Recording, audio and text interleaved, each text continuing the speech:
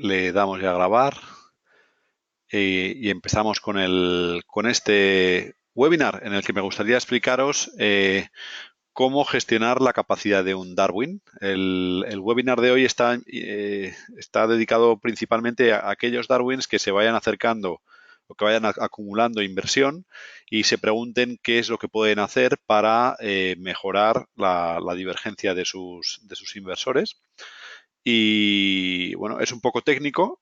También hay muchos temas que yo ya llevo años tratando y que doy por sentado que muy probablemente no se pueden dar por sentado. Así que si hay algo que no queda claro, por favor, preguntadlo. Si, como siempre, si veo que lo puedo comentar sobre la marcha, lo comento y si no, pues lo dejamos para el final, que como siempre habrá un turno de ruegas y preguntas, ¿no? Entonces, la agenda para hoy, os voy a dar un pequeño recordatorio para entrar en materia sobre el proceso de réplica de los inversores en un Darwin a día de hoy.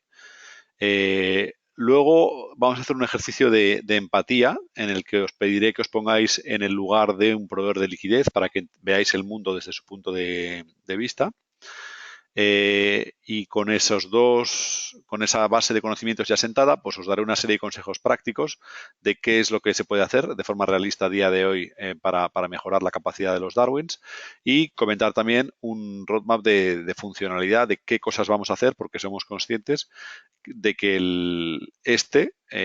es uno de los principales límites al crecimiento de DarwinX. O sea, por un lado, el número de traders buenos, invertibles, y por otro, el capital, asegurarnos de que maximizamos la capacidad de cada Darwin en cada momento, ¿no? Esto es un punto estratégicamente clave para nosotros en DarwinX, como os podéis imaginar. Ok. Como esto se graba y habrá algunos bueno, igual tienen que hacer deberes antes de escuchar esto para entenderlo bien, he puesto aquí las URLs de webinars anteriores que hemos dado, que están todos en YouTube, en el que explicamos por un lado en detalle en qué consiste la divergencia. También explicamos en detalle cómo el concepto de agregación de liquidez, o sea, siempre hay mucha gente pues que habla, ¿no? Los proveedores de liquidez, tal, ¿por qué no añadís más? Y todo esto, pues hoy trataremos sobre este tema.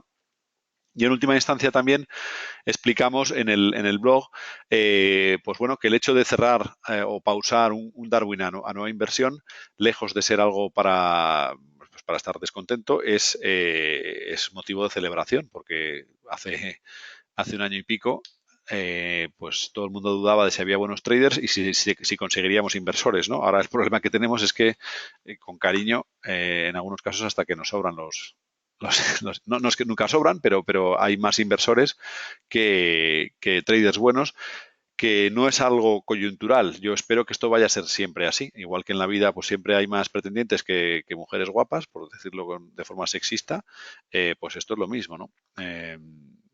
Es ley de vida. Entonces, empezamos con la primera parte de la agenda, que es el proceso de réplica del inversor de un Darwin. No voy a hablar mucho de todo esto porque ya lo sabéis. O sea, en este momento lo que se produce es un trade del proveedor del Darwin en su cuenta personal. Obtenemos la confirmación del mercado de que se ha llenado el trade del líder. Hay un proceso de latencia en el que se calcula el importe a mandar en bloque para los inversores, que en estos momentos todavía no nos hemos metido a optimizar. Y luego lo que hay es una réplica en bloque en la que todos los inversores operan al mismo precio, ¿no? Entonces, como consecuencia de eso, retomaremos en breve, que esto es una pregunta que seguro que me haréis mucho, ¿por qué, por ejemplo, si vamos a un Darwin como LVS, vemos la divergencia que tiene y vemos que bueno, la gran mayoría de trades se han llenado para los inversores en menos de 2 o 3 décimas de segundo, mientras que para otros Darwins pues parece que ese proceso se dilata más, ¿no? Hablaremos de eso luego hoy, pero para entenderlo creo que es importante que hablemos luego del ejercicio de empatía de inversores, ¿no? Por ejemplo, en el caso de THA, pues hay la distribución tarda más tiempo estructuralmente en llenarse, ¿no? Y no es un tema técnico, es un tema más bien de cómo nos responden los proveedores de liquidez. ¿Alguna duda que consideréis procedente comentar ahora mismo sobre esto o es algo que lo tenéis hiper claro y no merece la pena entrar en ello? Aquí todo claro. Venga, pues no, era por entrar en materia, ¿no? Entonces, el concepto de divergencia, que es el que publicamos en la página, realmente es la suma de tres impactos, ni siquiera de dos. Es el impacto combinado de la latencia y del deslizamiento. La latencia que acabo de comentar y luego el deslizamiento que si lo veis, este era un gráfico de dos ejes, pues en un lado tenemos, en el eje vertical tenemos la latencia y en el eje horizontal es el deslizamiento, en rojo el deslizamiento negativo porque es malo, ¿no? Estos son los dos ejes que tenemos que tener en cuenta. Hay un tercer eje, que es la divergencia que se produce por diferencia en la divisa base del trader y del inversor. Hay un tema de impacto del tipo de cambio que puede hacer bueno, suframos el impacto del tipo de cambio en nuestro performance. En el caso de invertir en un Darwin con divisa base diferente de la nuestra en el wallet. Pero vamos, no es particularmente relevante y de media, como las divisas tienden a revertir a la media, pues se cancela, ¿no? En cualquier caso, son dos tipos estructuralmente diferentes de latencia, porque la latencia, en caso de que el trader pues, no entre sistemáticamente bien o mal, debería introducir un poco de ruido alrededor del performance del Darwin, pero es un ruido aleatorio, ¿no? No debería ser ni mejor ni peor, en un hipotético caso completamente aleatorio. Sí que es verdad, y esto lo hemos visto, por ejemplo, también tanto en el Emacs como en Saxo, sistemáticamente la mayoría de las estrategias entran a favor de mercado, o sea, compran cuando sube y venden cuando baja. Y como consecuencia de eso, el efecto de latencia suele ser ligeramente sistemáticamente negativo, no es completamente simétrico, pero en cualquier caso el impacto de esto es despreciable frente al impacto del deslizamiento en el caso de un Darwin grande, ¿no? O sea, en el caso de un Darwin grande lo que realmente importa es un Darwin grande normal, lo que realmente importa es el deslizamiento. Hay excepciones a esta regla, por ejemplo THA es una excepción a esa regla porque opera en noticias en las que hay mucha volatilidad y cualquier retraso puede suponer un deslizamiento normalmente negativo porque tiende a ganar, pero por lo general el impacto grande se produce por el lado del deslizamiento, ¿no? Y dentro de esto hay que tener en cuenta dos usos de la capacidad que hay. El uso que se hace dentro de DarwinX, o sea, cuantos más inversores dentro de DarwinX hay, pues más empeora la divergencia. Y por otro lado, en el caso de los EAs que se venden comercialmente, que tenemos algunos, pues si están operando en otros bloques a la vez, están obteniendo un efecto contraproducente tanto para ellos como para con sus inversores, porque los poderes de liquidez, como veremos luego, se protegen y eso, el llegar, el meter las órdenes desde varios bloques a la vez, exacerba cualquier impacto por deslizamiento que pueda haber. ¿Ok? Entonces, vale, os adelanto ya que estamos trabajando, como os hemos dicho ya, para eliminar la latencia, de manera que eventualmente el proveedor de liquidez, el proveedor del Darwin y los inversores vayan en bloque. Así que, pues, cuando demos este webinar a estas alturas del año que viene, estaremos hablando solo de deslizamiento. De momento, todavía persiste este tema de latencia. Me preguntáis algunos por qué aparentemente no avanzamos tan rápido como avanzábamos antes en la funcionalidad, y en línea con eso os tengo que decir varias cosas, ¿no? Lo que está pasando últimamente es que cuando eres un startup que tienes muy poco dinero de clientes, pues bueno, los fallos es relativamente barato compensar al cliente y te puedes permitir una mayor tolerancia de errores, ¿no? Desde que hay ya cada vez más dinero, o sea, nos acercamos ya casi pues estamos creo que ya por encima de los 50 millones en total invertidos, pues obviamente el foco pasa a la fiabilidad, ¿no? Entonces, si a algunos gusta la Fórmula 1, lo que están haciendo los equipos ahora mismo es asegurarse de que las cosas funcionan y una vez que ya estás seguro de que funcionan, haces que funcionen más rápido. Pero por el momento nuestro foco es en que la plataforma de inversores no se caiga nunca antes que ganar una décima aquí, otra décima allá. Pero vamos, antes o después la latencia desaparecerá. ¿Vale? Entonces, aquí os he mantenido lamentablemente la descripción del webinar en inglés porque, como siempre, la Wikipedia en castellano es bastante peor que la inglesa. Pero vamos, el deslizamiento en economía, si alguno os apetece profundizar sobre el tema, porque es lo que se llama una externalidad negativa, que es un coste en el caso de una externalidad negativa o un beneficio en el caso de una positiva que afecta a un participante del mercado que no ha elegido incurrir en este coste, ¿no? O sea, por ejemplo, cuando vas al trabajo por la mañana y te encuentras un atasco, sufres una externalidad negativa porque tú lo que quieres es llegar al trabajo y no contabas con que todo el mundo quisiera llegar al trabajo a la vez. Y la única forma de corregir o minimizar esa externalidad es internalizar el coste, de manera que quien crea el problema sufra también el impacto del problema que está creando, ¿no? En el caso de, pues, por ejemplo, en Londres se ha impuesto se ha puesto un impuesto en el que se grava el intentar entrar en la ciudad todos a la vez, de manera que entra menos gente y por lo menos el dinero que pagan pues sirve para compensar al pobre hombre que se tiene que comer el atasco y el humo del atasco todas las mañanas cuando todo el mundo quiere pasar por su casa, ¿no? Y en el caso más concreto de los mercados, el deslizamiento no deja de ser el equivalente a la ley de la gravedad de Newton, ¿no? O sea, el deslizamiento es el precio a pagar por tu éxito, es la única forma de que las estrategias no lleguen a ganar infinito. O sea, es una ley de la naturaleza que puedes quizá retrasar, pero no puedes evitar. Y en el caso de los Darwins, lo que tenemos realmente es un atasco, sobre todo en la entrada en el mercado del Darwin. O sea, lo que se produce es que todo el mundo, todos los inversores metidos pues, en THA o en cualquiera de los Darwins grandes, quieren entrar en ese preciso momento en bloque en el mercado. Y el mercado pues, tiene una capacidad limitada y por tanto pues, regula por precio, que esa es la forma de funcionar. Lo importante de todo esto y esto marcará hasta cierto punto la evolución de DarwinX a futuro, es algo que no es necesariamente estructural. O sea, si en lugar de querer entrar en el segundo exacto que entra pues un Darwin en el mercado, puedes esperar 2 segundos, que muchos Darwins lo toleran eso sin problemas, en ese momento suavizas muchísimo este atasco, ¿no? Porque lo que hace es que fluya todo de forma continua. Y en línea con eso, bueno, tendremos una discusión al final del webinar hoy interesante sobre cómo racionar el acceso a poder operar a la vez que un gran trader, que es por definición un bien escaso, y asegurarnos de que puede operar en ese momento quien es más conveniente tanto para el trader como para DarwinX en eso. Pero vamos, entramos en discusiones filosóficas que me gustaría que luego os las planteéis después del webinar porque no son fáciles.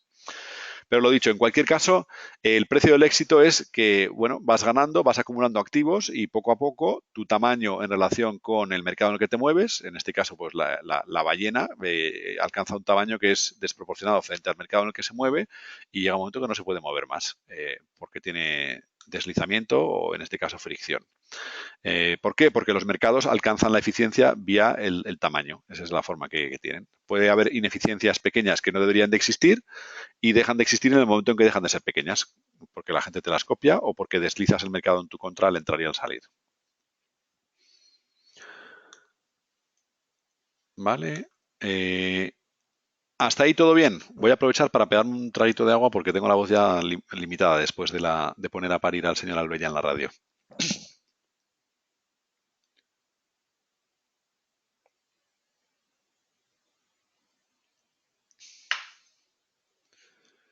Mira a ver si tenemos alguna duda aquí.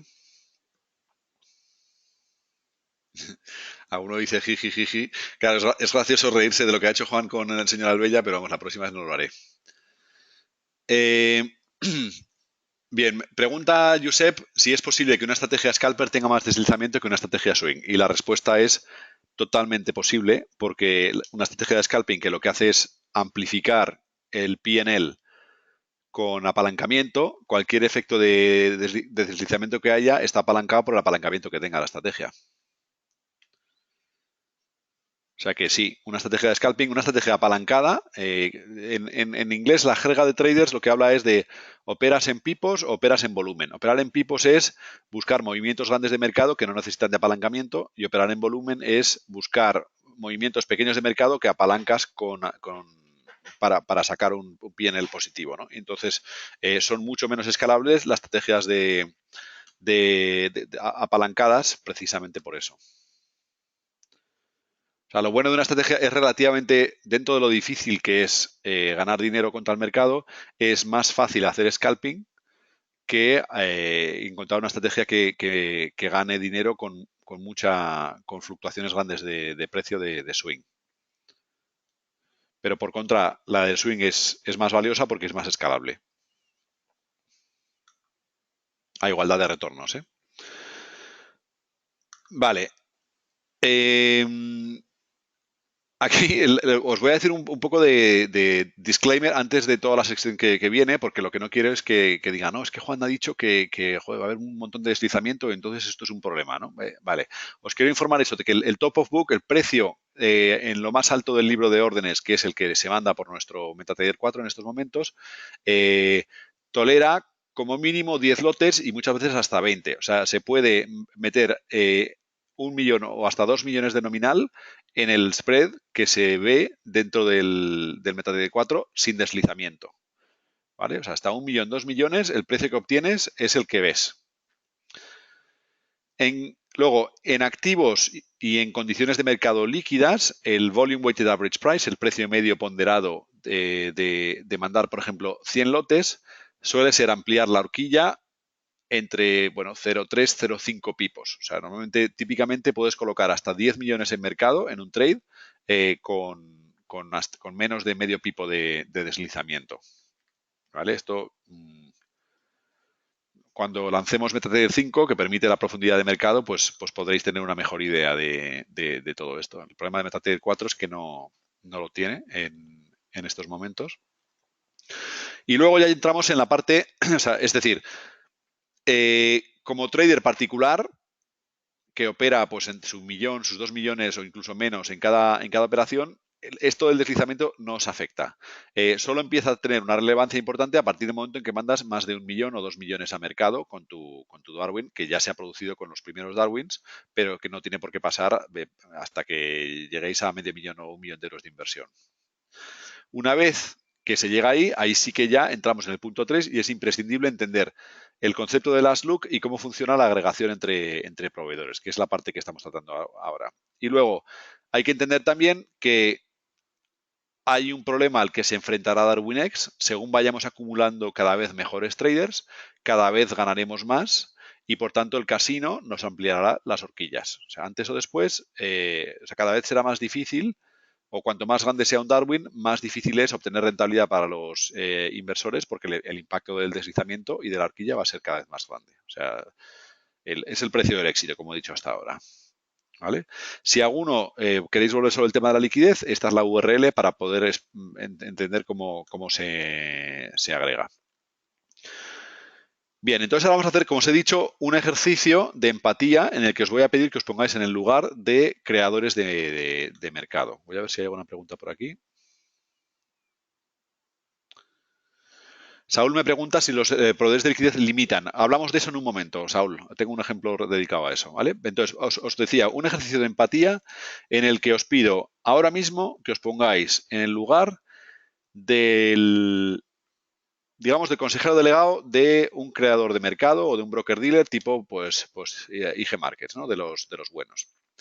El juego vuestro consiste en, y de hecho, la mejor analogía visual que se me ha ocurrido para entender cómo funciona lo de los proveedores de liquidez es un juego que había en la Sega Master, no, un videojuego de Sega, que es de los últimos que jugué yo, que era súper divertido, que se llamaba Chuchu Rocket. Os lo pongo aquí por si alguno queréis luego hacer un poco de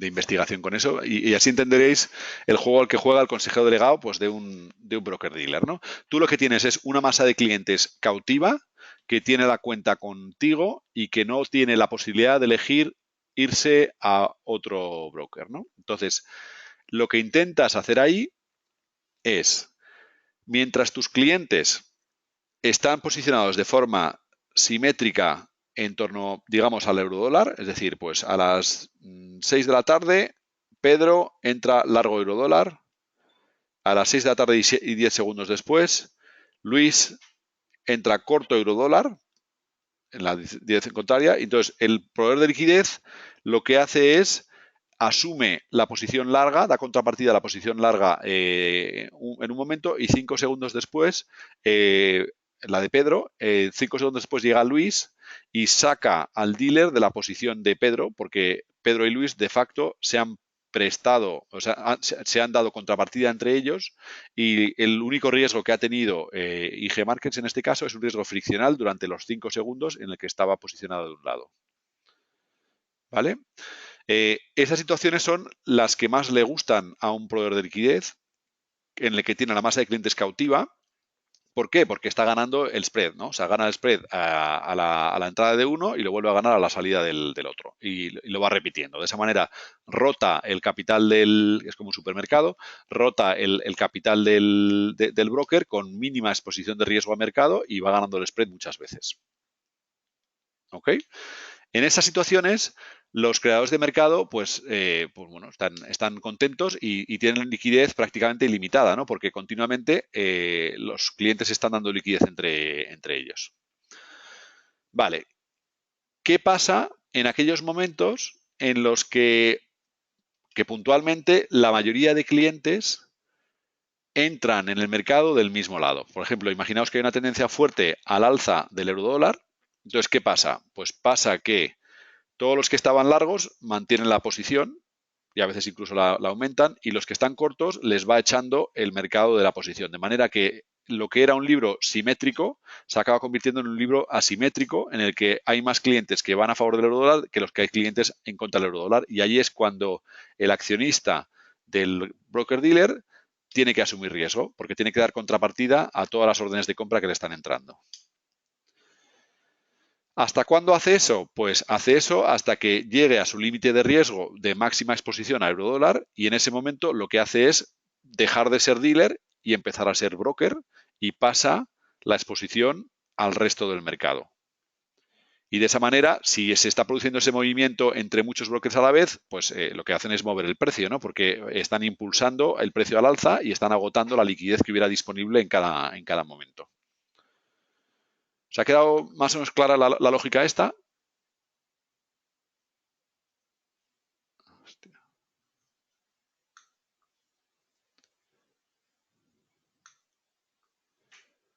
Ok, me decís que se ha ido el sonido y ha vuelto la voz. No sé cuánto tiempo os he perdido. Igual tiene sentido que lo repita todo esto. Os pido disculpas. O sea, ¿cuánto tiempo habéis estado segundos sin sonido? Ok. Vale, entonces hablamos de un proveedor de liquidez que trabaja en exclusiva con sus clientes, ¿no? Y ahí selectivamente lo que hace es internalizar de forma, cuando está aleatorio, os pido disculpas porque esto se ha quedado en inglés, y luego cubre antes de que los clientes pasen al spread. O sea, pensad que el mercado está moviéndose, digamos, el eurodólar está subiendo, entonces todos tus clientes, en lugar de ser aleatorios comprando y vendiendo eurodólar, lo que hacen es empezar a comprar. Entonces, rápidamente lo que tienes que hacer es esa posición que has asumido corta de eurodólar, la tienes que cubrir lo antes posible, porque el eurodólar se está moviendo en tu contra y ese riesgo que has asumido te está generando pérdidas. ¿Vale? O sea, en un movimiento, en un mercado en el que se mueve, que hay tendencia, es muy peligroso porque, claro, todo ese inventario de riesgo que tienes acumulado vale cada vez menos y estás perdiendo dinero y te lo tienes que quitar de encima rápido. Esa es la situación en la que un broker dealer se convierte en broker.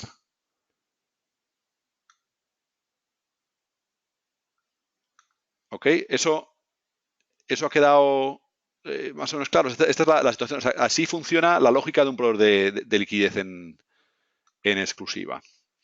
Y aquí vengo a la respuesta a la pregunta de Saúl. O sea, ¿qué pasa con la liquidez de los proveedores de liquidez?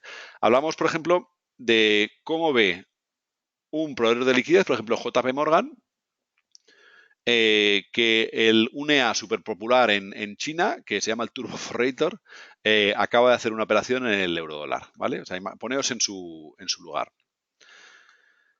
En el mercado, a ver, aquí hay más o menos pues 15 proveedores de liquidez de verdad, ¿no? Son los grandes bancos y algunos proveedores de liquidez algorítmicos. No hay más. O sea, no se pueden añadir más de 15 porque es que no los hay. O sea, está JP Morgan, está RBS, Royal Bank of Scotland, está Credit Suisse, está Commerzbank, o sea, los bancos tradicionales de inversión que conocéis. Y luego están otros tipo, pues XTX, que es un creador de mercado algorítmico, está Citadel, que es un hedge fund también de creación de mercado algorítmico. Pero vamos, son habas contadas, hay 15, ¿no? Entonces, cómo funciona el mercado es, vamos a verlo desde el punto de vista de JP Morgan, dice, vale, el gestor de riesgo de JP Morgan está dispuesto a asumir un riesgo total en el eurodólar en estos momentos de X. Digamos, no sé, 100 millones, por poner un número. No tengo ni idea si es demasiado o demasiado poco, porque no he trabajado ahí nunca, pero digamos que X son 100 millones, ¿no? Entonces, este apetito de riesgo tan malo es pasarte como no llegar. Si te pasas, te cae una toba porque has excedido tu riesgo y si no llegas, te cae una toba porque no has cubierto tu objetivo de P&L. ¿Vale? Ese es su objetivo que lo tiene que cubrir sí o sí. Entonces, ¿cómo cubre ese objetivo? Pues lo cubre ofreciendo precios en diferentes agregadores minoristas. Por ejemplo, esta primera capa sería un prime broker tipo Saxo Bank o IS Prime o Sukden, alguno de los proveedores de crédito que usa DarwinX, el broker de brokers de DarwinX, ¿no? Entonces, lo que hace, y esta es la clave, dice, vale, voy a sacar la patita y anuncio en este un apetito total de la mitad de mi apetito total. Y aquí otra vez lo mismo, y aquí y de manera que está sobrevendido en el sentido de que potencialmente la liquidez que ves, si estás mirando todos los brokers a la vez, está contada varias veces, sobreestima la liquidez real que hay en el mercado. ¿Vale? Y luego lo que hay es brokers, o sea, por ejemplo, broker 1 sería DarwinX, luego hay pues broker dealer otro, pues aquí hay pues brokers y broker dealers que dan servicio a los 16.000 clientes que han comprado LEA Turbo Forrator. Vale, entonces LEA Turbo Forrator decide o hay que comprar hiperapalancado ahora mismo eurodólar, ¿no? Entonces lo que viene es una orden, bueno, llevan 16.000 órdenes separadas que de repente empiezan a tocar pues, al broker 1, al broker 2, al broker 3 y le llegan y corre, todos a la vez acaban atacando la liquidez que tenía sobrevendida el proveedor de liquidez en ese momento. Entonces, lo que hacen los proveedores de liquidez es sobrevenden, pero se reservan un derecho de last look, de poder no honrar esa promesa de liquidez que habían hecho. De otras maneras, la liquidez que ves no es real, salvo que estés hablando de un mercado organizado como el EMAX, en el caso que sí lo es. Por eso estamos con el EMAX.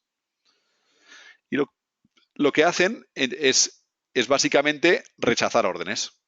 Se retraen, quitan la liquidez, lo hacen todos a la vez, de manera que el primero, el que tenía el precio más competitivo, lo que hace es dejar de aceptar órdenes, empiezan los rechazos, ese deja de ser el más competitivo, la avalancha le llega al siguiente proveedor de liquidez más competitivo y pum, lo que hacen es boom, se va la liquidez en bloque porque hay una serie de algoritmos diseñados para proteger a los proveedores de liquidez del EA Turbo Forrator. Es más, como todo el mundo se cura en salud, lo que pasa es que no solo no existe la liquidez que pensabas que existía, X, sino que además muy posiblemente los mecanismos de seguridad acaben resultando en que lo que se cubra es 0,7X, de manera que se contrae el mercado. No solo no se usa eficientemente, sino que lo que hay es se contrae el mercado y empeoran los spreads de forma drástica.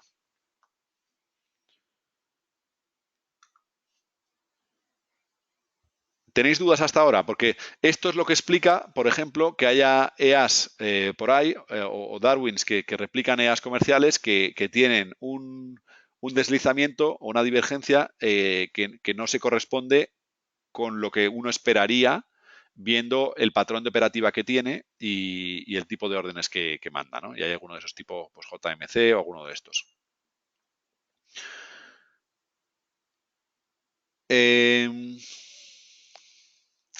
Aquí me estáis preguntando algunos que cuál es el spread para un top of book de 10. O sea, Oscar, el spread del top of book de 10 lo tienes en la plataforma de DarwinX. O sea, lo ves en tiempo real y es el spread real. O sea, no sé para qué par lo estás preguntando, pero ese es el spread que hay. O sea, para un top of book de 10, este problema no aplica. Lo que estamos hablando es cuando se excede del top of book que hay. Pero ese top of book lo que tiene aquí es toda esta serie de mecanismos y en el momento que el top of book de DarwinX lo excedemos, ahí es cuando los algoritmos empiezan a decir, ojo, cuidado, que igual viene aquí una orden grande y no nos queremos quemar. O sea, mientras nos mantengamos dentro del tamaño del top of book y no haya aglomeración de todos los clientes a la vez, que puede producirse, por ejemplo, noticias, todo esto es una cosa que da igual.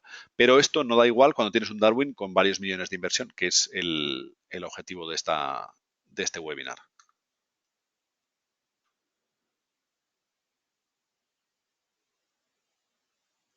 ¿Ok? Venga, pues lo que hay es eso, es un problema similar al del overbooking, ¿no? O sea, como están obligados, porque dan precios en muchos sitios a la vez, a ser competitivos, lo que pasa es que se sobrevende la capacidad que hay realmente. Y esta es la clave para entender cómo funciona un proveedor de liquidez ya competitivo. O sea, hemos hablado del caso por ejemplo, de IG Markets, que hemos visto antes. En el caso de IG Markets, el que gestiona el libro de IG Markets no se tiene que preocupar por ganar el flujo, porque ya lo tiene ganado. Es dueño en exclusiva de todo el flujo que le llega. No tiene ese problema, no compite por él. En el caso de JP Morgan o alguno de estos, ellos sí que tienen que competir porque les están agregando con otros 15 y tienen que asegurarse de que meten flujo lo suficientemente competitivo como para, o sea, ofertas lo suficientemente competitivas como para recibir flujo. Si no lo hacen, no reciben flujo. Entonces, el juego al que juegan es, si doy ofertas con una horquilla demasiado amplia, no recibo nada de flujo. Obviamente, gano mucho dinero cuando lo recibo, pero no gano, pero lo recibo muy pocas veces. Si doy una horquilla muy ajustada, a lo que me arriesgo es que si el mercado se mueve en mi contra en un horizonte temporal muy corto, pues me como el spread y pierdo dinero. Ese es el juego suyo, ¿no? O sea, si lo das demasiado amplio, no mamas. Y si lo das demasiado ajustado, te empachas. Y como lo miden ellos, es decir, vale, yo tengo una curva que esto es similar al atributo de timing, de hecho, de DarwinX. O sea, es una curva que dice, vale, en el momento cero en el que he cogido el flujo, ganaba 20 o 25 dólares por millón, es 0,2 pipos, por ejemplo. Y lo que me interesa es que esta curva o no caiga tan rápido que no me puedo sacar la patata caliente de encima, ¿no? O sea, si esto, por ejemplo, es un problema que tuvimos con un proveedor de liquidez que bueno, nos amplió la horquilla porque decía, no, es que cuando doy liquidez a DarwinX, muy rápidamente las operaciones acaban costándome dinero antes de que haya podido pasar el flujo a otro en el mercado, ¿no? O sea, lo ideal sería tener un margen de seguridad en el que pasados 30 o 60 segundos, que es el tiempo máximo que tardan ellos en cubrirse, tenga todavía 20 dólares por millón de beneficio. Si te lo comes demasiado rápido, eres lo que llaman flujo tóxico. Okay, esta es la clave de cómo ve un proveedor de liquidez el flujo. Y luego esto ya depende de a qué nivel de agregación lo haces. En nuestro caso, uno de los problemas que tenemos siempre con los proveedores de liquidez es que nos dicen, oye, es que me gustaría saber el sub-ID de la cuenta que me estás mandando. Es decir, quiero saber, por ejemplo, el identificador de cuenta de MetaTrader 4 que ha hecho este trade para poder coger la matrícula a aquellos traders que saben hacer esto bien. ¿Por qué? Porque en ese caso lo que piden es protegerse y que les pongamos en un feed de precios diferente para ellos poder cubrirse. Y nuestra respuesta es, no, tío, aquí o das servicio a todo DarwinX o no das servicio a nadie. Dentro de un límite, obviamente, porque si albergamos a demasiados tóxicos, lo que pasa es que el spread de todos empeora y como brokers somos menos competitivos, con lo cual pues atraemos a menos traders y obtenemos peores feeds para los inversores. Pero ese es el juego del que va aquí, ¿no? Ellos lo que quieren es atraer flujo, reservarse un poco de tiempo de last look para asegurarse de que no se han pillado las manos. Si no se han pillado las manos, capturan la horquilla y luego tienen X tiempo desde que han capturado el spread, desde que han capturado estos 20 dólares por millón, hasta que se lo han quitado de encima, ganando lo que les quede para cuando se lo quiten de encima. Y en este caso, en un segundo no les da tiempo a poder cubrirse y por eso dijeron, no, es que tenemos que ampliar la horquilla a DarwinX. ¿Ok? Ese es el funcionamiento de un proveedor en competencia. Entonces, la clave de todo esto se trata de tener proveedores que nos dan precios lo suficientemente ajustados y no quemarlos, porque si los quemamos, pues lo que nos pasa es que básicamente nos van echando del casino, ¿no? Que es en el fondo de lo que va esto. En el caso hipotético de que, por ejemplo, haya entrado THA, que la clava el tío cuando entra en noticias, y un proveedor se haya encontrado con 10 millones de flujo de DarwinX de THA en una noticia, el proveedor de liquidez lo que nos pide es, bueno, vale, yo te doy liquidez para THA, pero dame tiempo para que yo pueda soltar la patata caliente y se la pase a otros proveedores de liquidez antes, en el interbancario, antes de que se enteren de que han entrado 10 millones a un precio que ya está en pérdidas para que se lo quede. ¿Vale? O sea, necesita tiempo para repartir la patata en el mercado, que es otra forma también de ver cómo enlaza el flujo de información, la propiedad intelectual, con el impacto que tiene en mercado, en precios. O sea, cómo de rápido refleja el mercado la nueva información. De la importancia, si nos estáis oyendo hacer esto, pues hacer lo que han hecho, por ejemplo, David con LBUS o cada vez más de los proveedores de MyFXBook, que han abandonado otros brokers y están centralizando la operativa con nosotros y de esa manera consiguen maximizar el success que cobran por los inversores, por su propiedad intelectual, ¿no? Que es en última instancia lo que se trata todo esto. ¿Hasta ahí claro?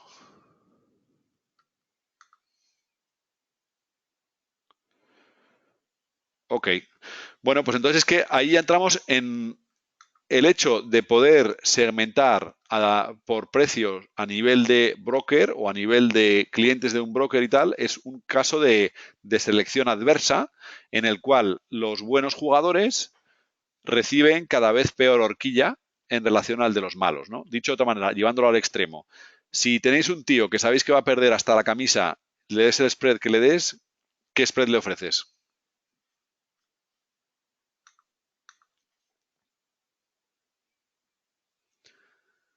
Venga, hacemos una de mis porras. O sea, si tienes un cliente que sabes que garantizado va a perder, ¿qué spread le puedes dar a este el mejor spread? Me estáis diciendo, ¿vale? O sea, el cero porque así, si estás en un mercado competitivo, le ofreces operar sin horquilla, porque es que te da igual. Lo que quieres es que opere contigo, porque lo que pierda te lo vas a quedar tú. Con lo cual, el spread, dices, es que te da igual, se lo das a horquilla cero. Vale, si tienes a un trader que sabes que va a ganar seguro y que muy posiblemente, pues muy poco después de entrar, te va a ganar la horquilla, ¿qué spread le ofreces?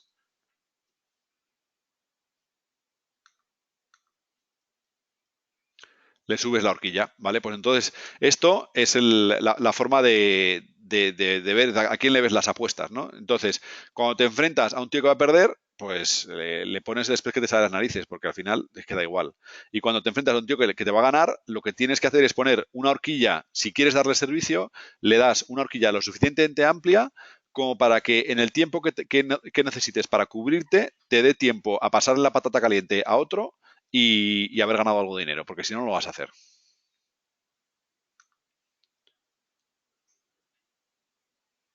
Eso es. Entonces me decís aquí una horquilla flotante y la horquilla no es tanto, no es una horquilla flotante, es una horquilla discriminante por cliente.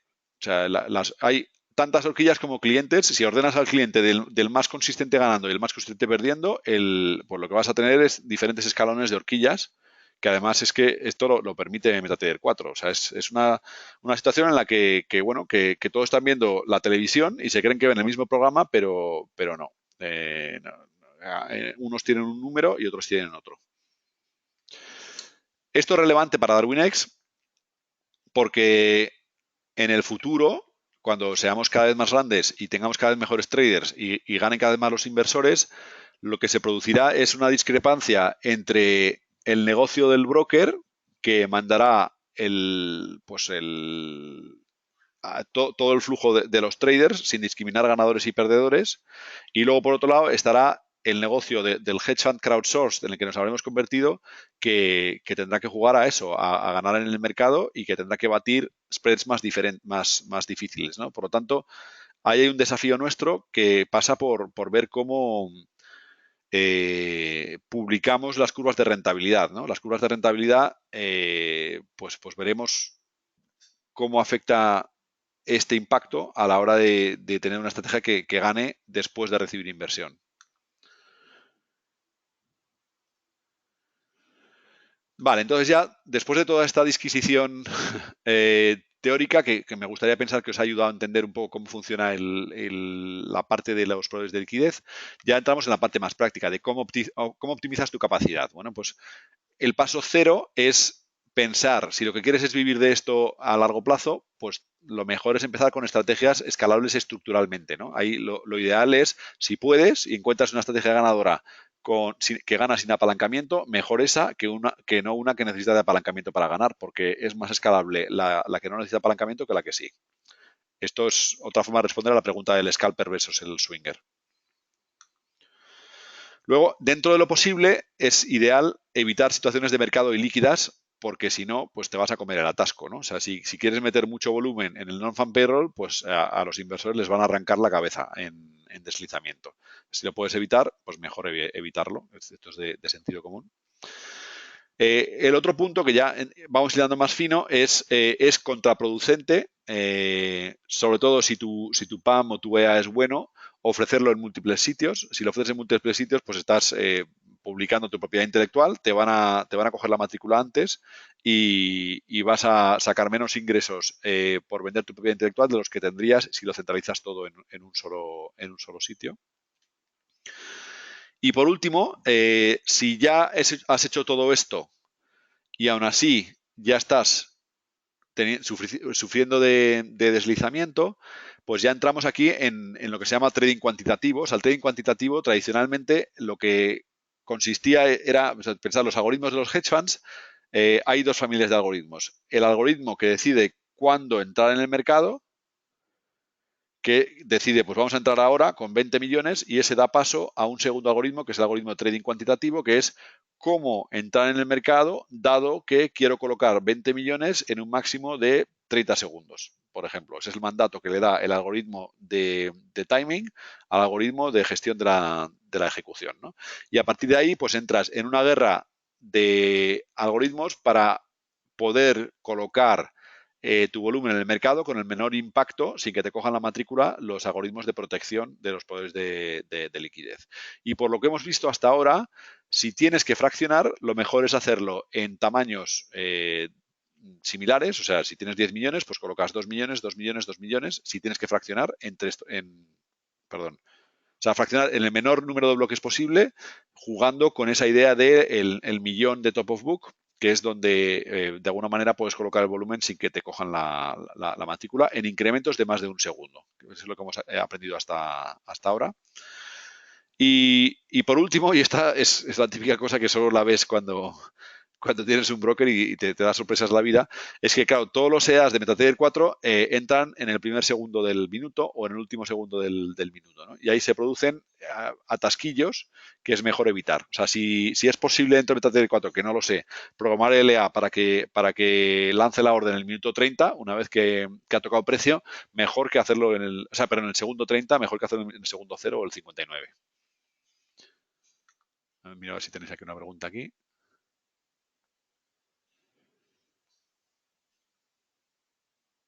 Vale. Ok, me preguntáis por aquí si el top of book típico es de 10. Yo creo que lo que está pasando es que la gente lo va reduciendo a más bien 5 porque la mayoría del flujo retail sigue siendo menos de 5 lotes y lo que buscan es mostrar el spread cosméticamente más atractivo. O sea que no sé si está siempre en 10 el top of book, el nuestro está entre 10 como mínimo y posiblemente 20. Bien, hemos dicho lo que podéis hacer vosotros para mejorar la divergencia y ahora os comento ya lo que vamos a hacer desde DarwinX, sin plazos, lamentablemente, porque no me atrevo ya, pero una es obvia, no es cuestión de sí, sino de cuándo enviaremos a traders e inversores en bloque para acabar con la latencia esta de ejecución. Por otro lado, estamos explorando qué opciones nos da la introducción de MetaTrader 5 y el nuevo bridge, el nuevo proveedor de bridge, para ver si podemos ampliar el tipo de órdenes que se pueden usar a la hora de gestionar, una vez hecho, obviamente, la integración para operar traders e inversores en bloque. Lo siguiente sería ver, dar al proveedor del Darwin control sobre el tipo de orden que quiere usar. Y eventualmente paso al salto 3 porque el 2 tiene más miga, y sobre todo el objetivo a largo plazo es dar al gestor el control sobre la ejecución, ¿no? Ahora mismo, pues hablando con David del EUS u otros proveedores buenos, José Antonio, lo que les preocupa es, por un lado, la incertidumbre que les genera el no saber cuánto volumen va a mandar a mercado el gestor de riesgo de sus inversores, y eso por un lado, no saber el total, y por otro lado, no poder controlar ellos el fraccionamiento para optimizarlo, que son los primeros interesados en maximizar la capacidad. Y ya por último, y este es el que, si os ocurren ideas, vamos, soy todo oídos, es cómo poner un precio eficiente al uso de la capacidad, ¿no? Os digo lo que no es eficiente. Lo que no es eficiente, por ejemplo, es que a día de hoy tengamos que pausar THA a nueva inversión completamente. ¿Por qué? Porque eso equivale a poner un precio infinito por el privilegio de poder operar con THA a la vez. ¿Vale? Eso es ineficiente, eso no es la mejor situación para THA, ni para DarwinX, ni para los inversores. Con lo cual tenemos que dar con una solución mejor que pausar, que tener una solución binaria, ¿no? De cerrar o no cerrar. Y ahí entramos ya en cómo racionar ese privilegio de poder entrar, ¿no? O sea, a día de hoy lo que pasa es que, como todos los inversores operan al precio medio de todos los inversores, el inversor que ha encontrado THA primero, de alguna manera le van gorroneando los inversores que van encontrando THA después, porque cuantos más inversores hay, peor es el precio marginal que obtiene el último inversor de THA y peor es el precio medio que reciben todos los inversores por igual, pero el que subvenciona el primero, de alguna manera, subvenciona al último, y los incentivos no están 100% alineados. ¿Vale? Y obviamente, por mucho que hagamos cosas, el número de inversores que caben en THA es limitado. Antes o después hay que cerrar, o por lo menos no se puede permitir a más gente operar en el mismo segundo que THA. Y aquí viene el siguiente punto. El siguiente punto es que, dado dos tipos de inversores, uno que es un inversor pasivo, que lo que hace es intentar replicar a THA en el momento en que opera THA, y un trader activo de THA que lo que dice es, oye, yo no replico a THA en el momento en que entra, pero 2 segundos después sí que, por ejemplo, cojo su señal y elijo entrar en lo mismo que ha entrado él porque veo que está en drawdown y ahora me compensa, ¿no? Ese segundo trader de THA a nosotros nos interesa mucho. ¿Por qué? Porque es alguien que va a ser mucho más fiel a DarwinX que un inversor pasivo, y por otro lado porque es alguien que muy posiblemente está poniendo trabajo y está optimizando un algoritmo encima del algoritmo que ya de por sí es THA.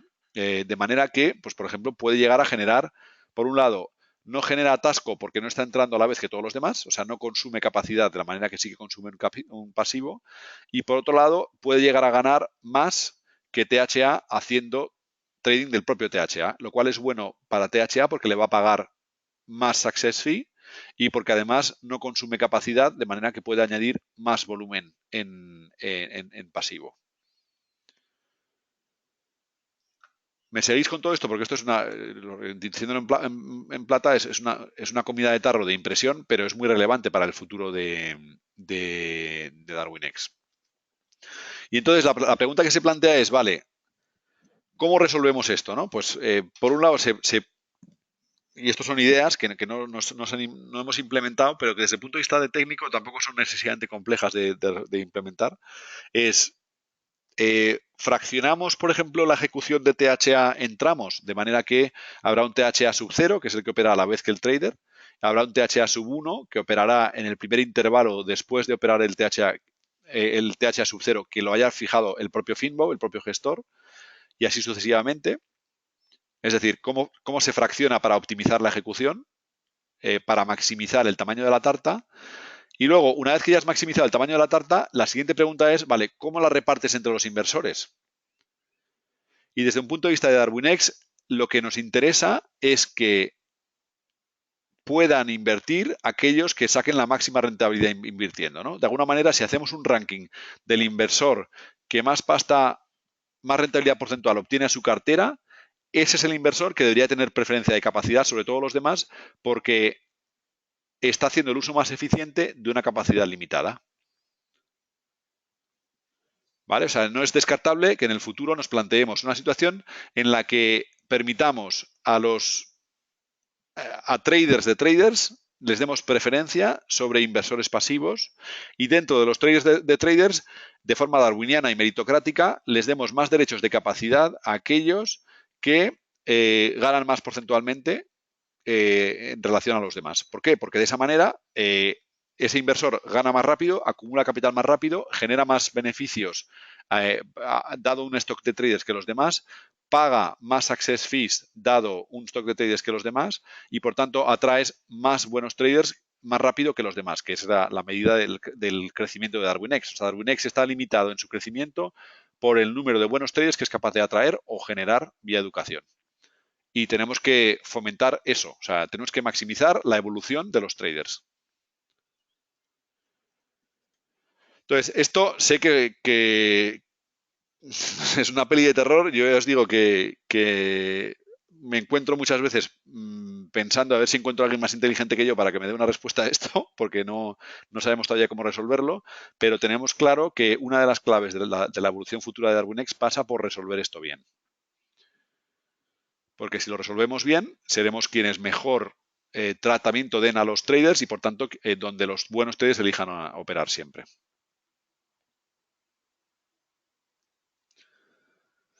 Entonces, aquí ya veo que os ha picado la curiosidad, ¿no? Dice, por ejemplo, me dice Josep, por cierto, hemos acabado ya con el temario de lo que teníamos planteado para hoy. Donde quería llegar es aquí.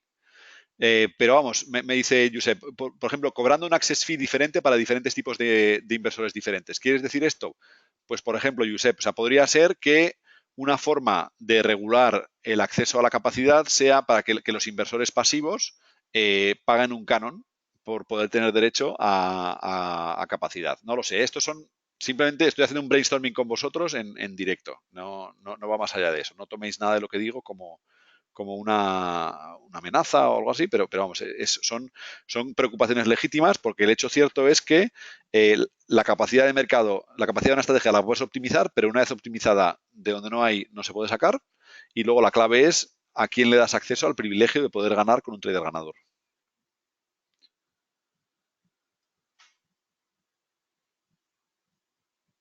A ver, me estáis diciendo por aquí. Muchísimas gracias por las palabras amables de que lo hacemos muy bien. O sea, es que, joder, yo la sensación que tengo es que como solo veo problemas, se piensa uno que lo hace muy mal y se agradece el ánimo.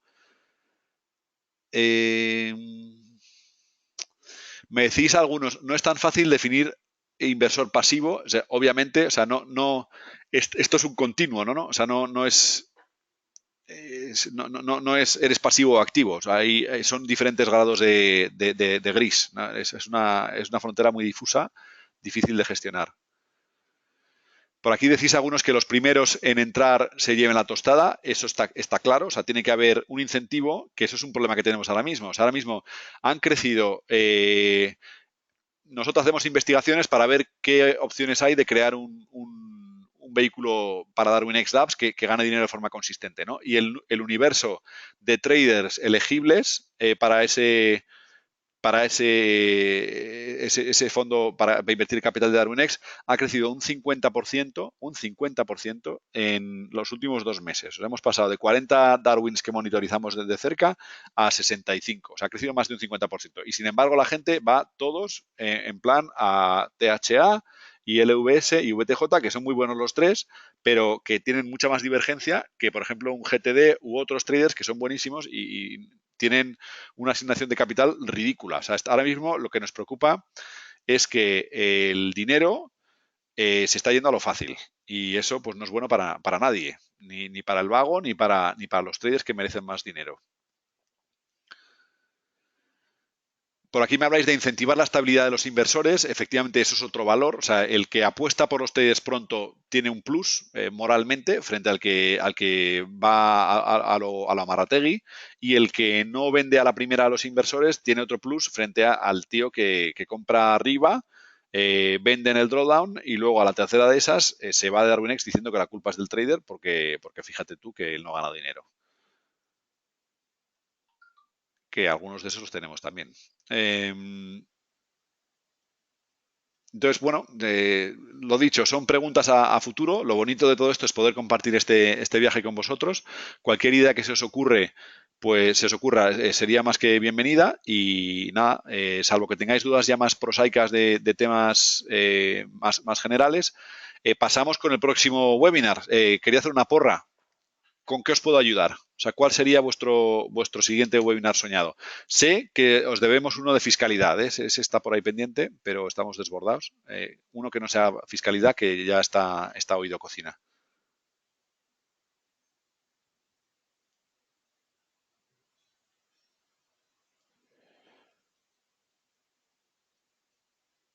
Eh, Josep me dice, entiendo que te hablas del de fiscalidad o...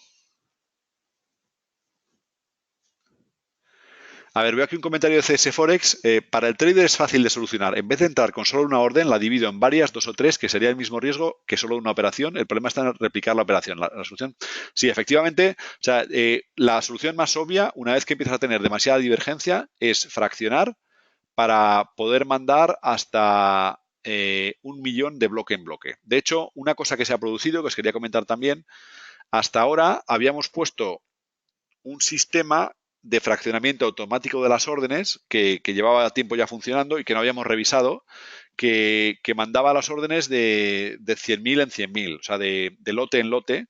Y eso lo hemos cambiado a mandar de 10 lotes en 10 lotes, porque era el típico, pues la típica línea de código que estaba ahí porque la había puesto alguno al tuntún, y simplemente cambiar eso de 1 a 10 hemos mejorado la divergencia de forma drástica. O sea, por ejemplo, VTJ, yo creo que no es descartable que vuelva a abrir en breve. O sea, el problema de divergencia o de capacidad que hemos tenido hasta ahora está exacerbado porque hasta ahora no habíamos puesto el foco aquí. O sea, hasta ahora el problema era conseguir inversores, no era gestionar demasiados inversores, ¿no? Entonces, hay una curva de aprendizaje que vamos a tener poco a poco ahí. Obviamente, lo que estamos haciendo es añadir nuevos traders todo el tiempo. El hecho de haber conseguido tanta inversión, pues es un efecto de llamada importante, lo cual es buenísimo para todos. Y luego, pues el hecho de añadir nuevos activos, que vamos a añadir también en breve, va a ayudar, ¿no? O sea, el meter acciones que están al caer ya nos va a abrir un universo nuevo de traders que seguro que habrá traders buenos por ahí y luego ya vendrán los futuros también, ¿no? O sea que estamos haciendo cosas. Me comentáis por aquí que VTJ está abierto ya. Vale, pues lo dicho. Acabo de quedar como el betún, pero vamos, VTJ ya está abierto. Como siempre, me entero de las cosas por, por vosotros y no por el Slack interno. Vale, me preguntáis la app para iOS. Se ha empezado ya. Creo que se ha tomado una decisión de hacerlo con un proveedor y estamos ya evaluando proveedores. O sea, está costando mucho, pero está en marcha. O sea, ahora mismo estamos a punto de parir MetaTrader 5 y acciones. Y una vez parido eso y sacado un montón de cosas de MIR y MIFIR y la madre que los parió, se va a liberar capacidad de desarrollo para añadir más funcionalidad y aparte pues estamos contratando ingenieros. Bueno, todos los ingenieros buenos que encontramos los estamos contratando, o sea que estamos en ello. El app de iOS, José, no tiene fecha porque ya he quedado también tantas veces mal con esto que no me atrevo a decir nada. Yo seguro que para este año, pero no te puedo dar más pistas sobre eso. Vale, un webinar sobre estrategias o consejos de los traders buenos de DarwinX. Sí, esto es algo que queremos potenciar. O sea, vamos a intentar que los mejores traders de DarwinX, de habla hispana, pues vayan explicando, por un lado, su estrategia y, por otro lado, pues de alguna manera contribuyan a formar o a orientar a aquellos de vosotros que tenéis potencial, pero todavía no habéis avanzado tanto en vuestra evolución, ¿no? Es algo que lo queremos hacer. MetaTrader 5 será sin FIFO, no tengo ni pajolera idea. O sea, eso me tengo que enterar. Es una buena pregunta. Ahí sí, seguro que tenemos algún crack que ya ha decidido eso y yo estoy fuera de esta guerra. Pero vamos, lo pregunto porque obviamente tendrá impacto y además tendrá relevancia también para la capa de ayuda que estemos haciendo para MetaTrader 5. Muchas gracias por eso. Pero, CS Forex, lo queréis sin FIFO, ¿no? O con FIFO. Dices, FIFO es un rollo. Sí, sin FIFO, ok. ¿Qué hay de la formación Forex Duet? ¿Vale? La formación ya hemos lanzado, se está preparando el último bloque de la pata gratuita y ya empezamos a trabajar en la formación premium para crear un modelo de DarwinX Educación al que iremos sumando, pues idealmente tanto estudiantes como formadores de calidad.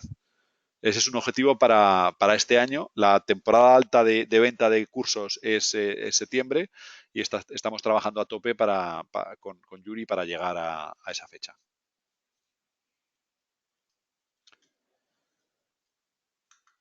¿Ok? ¿Alguna duda más? Que seguro que tenéis mujer, hijos o una cosa mejor que estar en este webinar a partir de las 8 de la tarde.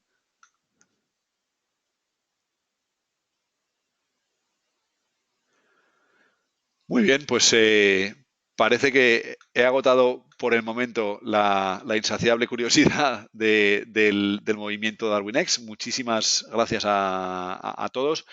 Como siempre, cualquier sugerencia que se os ocurra de temas a cubrir tanto en el podcast como a nivel de webinars, somos todo oídos y bueno, seguiremos dando noticias y dando guerra en la medida de lo posible.